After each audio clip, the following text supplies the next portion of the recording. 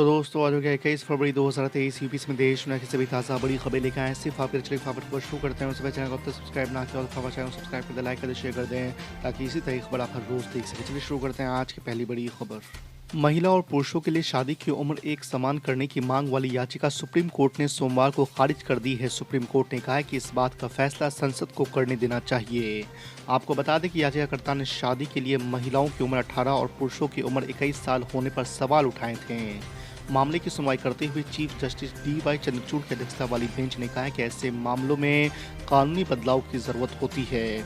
Supreme court संसद को इस तरह का आदेश नहीं जारी कर सकती है। मशहूर सिंगर सोनू निगम के साथ मारपीट का मामला सामने आया है। रिपोर्ट के मुताबिक मुंबई के चेंबूर में एक लाइव शो के दौरान गायक के संग धक्का मुक्की हुई है। बताया जा रहा है कि घटना के बाद आनंद फानंद में उन्हें पास के अस्पताल ले जाया गया। वहीं इस झड़प में सोनू निगम के एक क्रू मेंबर को चोट लगने की खबर है। उपेंद्र कुशवाहा के जेडीयू से अलग होने के बाद बिहार की सियासत में उठापटक तेज हो गई है। उपेंद्र कुशवाहा ने नई पार्टी का ऐलान कर दिया है। इसके साथ ही उनका और नीतीश कुमार का बरसों पुराना साथ छूट गया है। कहा जा रहा है कि उपेंद्र कुशवाहा ने यह कदम भाजपा के इशारों पर उठाया है और इसके बहाने भाजपा की निगाह नीतीश कुमार के दो अचूक हथियारों पर है। ये दोनों हथियार है लव कुश और महादलित। तुर्की सीरिया बॉर्डर इलाके में एक बार फिर से भूकंप के जोरदार झटके महसूस किए गए हैं। रिक्टर पैमाने पर इसकी तीव्रता 6.3 मापी गई है। आपको बता दें कि 6 फरवरी को तुर्की में आए भूकंप से मरने वालों की संख्या 41,156 हो गई है। वहीं तुर्की और सीरिया दोनों जगह कुल 44,844 लोग भूकंप से मारे जा चुके हैं। शिवसेना का नाम और निशान शिंदे गुट के पास आने के बाद महाराष्ट्र में सियासी खींचतान बढ़ गई है। शिवसेना का नाम और निशान गंवाने के बाद उद्धव ठाकरे के पास क्या बचेगा, ये एक बड़ा सवाल है। लेकिन जो आसार बन रहे हैं उससे तो यही लगता है कि एकनाथ शिंदे उद्धव ठाकरे को खाली हाथ करके ही छोड़ेंगे। असल में एकनाथ शिंदे ने शिवसेना के पार्टी फंड के साथ ही साथ ऑफिस और कार्यकर्ताओं पर भी दावा ठोक दिया है। प्रधानमंत्री नरेंद्र मोदी ने तुर्की में ऑपरेशन दोस्त में शामिल हुए एनडीआरएफ और अन्य संगठनों के भारतीय बचाव दलों के साथ बातचीत की। एनडीआरएफ के डीजी अतुल करवाल भी इस अवसर पर उपस्थित रहे। इस मौके पर प्रधानमंत्री नरेंद्र मोदी ने कहा कि हमारे डॉग स्क्वाड के सदस्यों ने गजब कदम दिखाया। देश को आप पर गर्व है। उन्होंने कहा है कि हमारी संस्कृति ने हमें वसुधैव कुटुंबकम सिखाया है। हम पूरी दुनिया को एक परिवार मानते हैं।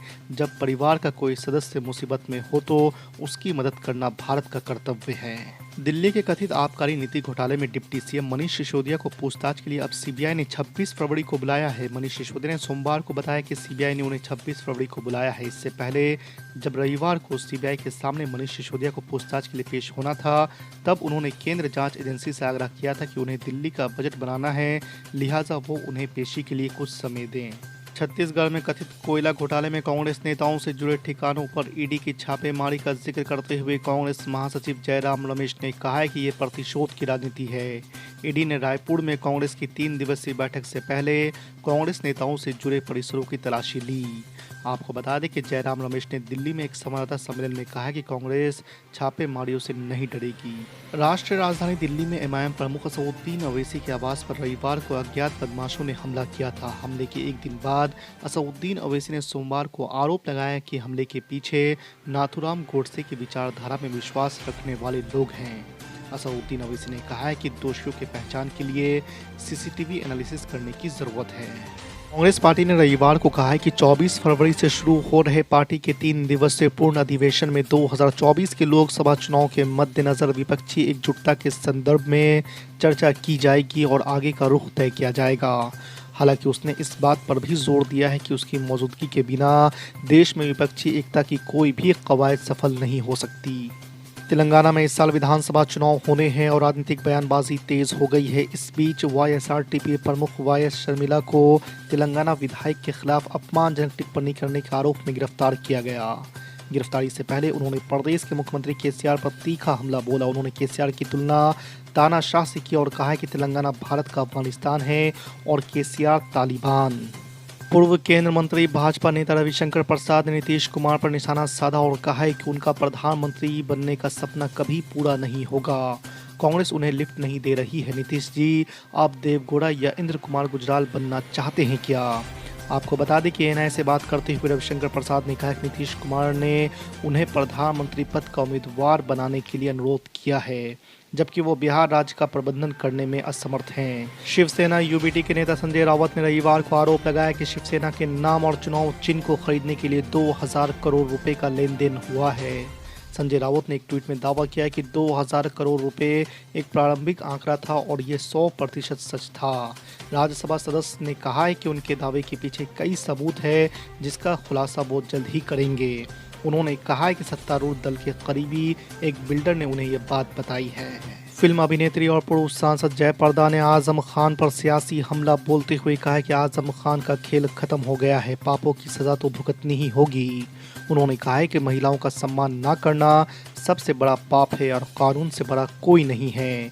उन्होंने कहा है कि पीएम मोदी और सीएम योगी के शासन में कानून अपना काम कर रहा है।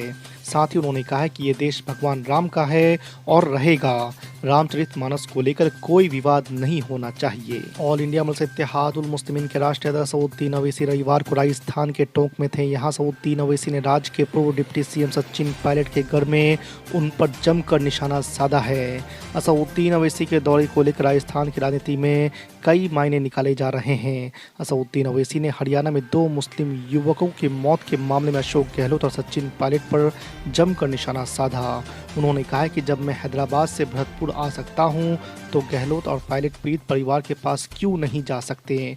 उन्होंने कहा कि दोनों हिंदू वोट बैंक नहीं बिगड़े, इसलिए मुस्लिम के घर में नहीं जाना चाहते हैं। पीपुल्स डेमोक्रेटिक पार्टी के अध्यक्ष महबूबा मुफ्ती ने शनिवार को कहा कि भारतीय जनता पार्टी ने सरकार द्वारा गरीबों के घरों और कारोबारों को ध्वस्त करने के लिए बुलडोजर का इस्तेमाल किए जाने के बाद जम्मू कश्मीर के लोगों को एहसास हो रहा है कि अनुच्छेद 370 कैसे उनके लिए सुरक्षा कवच था। अगले साल 2024 में होने वाले आम चुनावों से पहले विपक्षी एकता को लेकर कई तरह की बातें की जा रही है। बिहार के मुख्यमंत्री नीतीश कुमार ने शनिवार को कहा है कि कांग्रेस को राहुल गांधी की भारत जोड़ो यात्रा से बने माहौल का लाभ उठाते हुए भाजपा विरोधी दलों को एकजुट कर गठबंधन बनाना चाहिए। नीतीश कुमार के बयान पर प्रतिक्रिया देते हुए कांग्रेस के वरिष्ठ नेता सलमान खुर्शीद ने कहा है कि मौजूदा सवाल ये है कि विपक्षी एकता के लिए पहले हाँ कौन बोलता है। शिवसेना के नेता संजय राउत ने शनिवार को महाराष्ट्र के मुख्यमंत्री एकनाथ शिंदे के नेतृत्व वाली गुट को असली शिवसेना के रूप में मान्यता देने के चुनाव आयोग के कदम की आलोचना की और उसके फैसले को राजनीतिक हिंसा का रूप करार दिया। उन्होंने ये भी कहा कि सभी राजनीतिक दलों को चुनाव आयोग से राजनीतिक दल की परिभाषा पूछने की जरूरत है। दिल्ली के उपराज्यपाल वीके सक्सेना ने स्थायी समिति के मेयर, डिप्टी मेयर और 6 सदस्यों के चुनाव के लिए 22 फरवरी को स्थगित दिल्ली नगर निगम की पहली बैठक बुलाने के प्रस्ताव को बुधवार को मंजूरी दे दी है। इसके पहले शनिवार को ही अरविंद केजरीवाल ने एक प्रेस कॉन्फ्रेंस में दिल्ली मेयर चुनाव मामले में एलजी सक्सेना पर गंभीर आरोप लगाए। उन्होंने कहा कि सक्सेना ने सुप्रीम कोर्ट में सच्चाई बताने से रोकने की कोशिश की। समाजवादी पार्टी के राष्ट्रीय अध्यक्ष अखिलेश यादव ने एक बार फिर से यूपी की योगी सरकार पर सवाल खड़े किए हैं। उन्होंने आरोप लगाते हुए कहा कि भाजपा सरकार में महिला अस्मिता पर लगातार हो रहे हमलों पर प्रशासन मौन है। अखिलेश यादव ने शनिवार को जारी एक बयान में कहा कि उत्तर प्रदेश में कोई दिन ऐसा नहीं जाता जब बहन बेटियों की इज्जत पर हमला ना होता हो।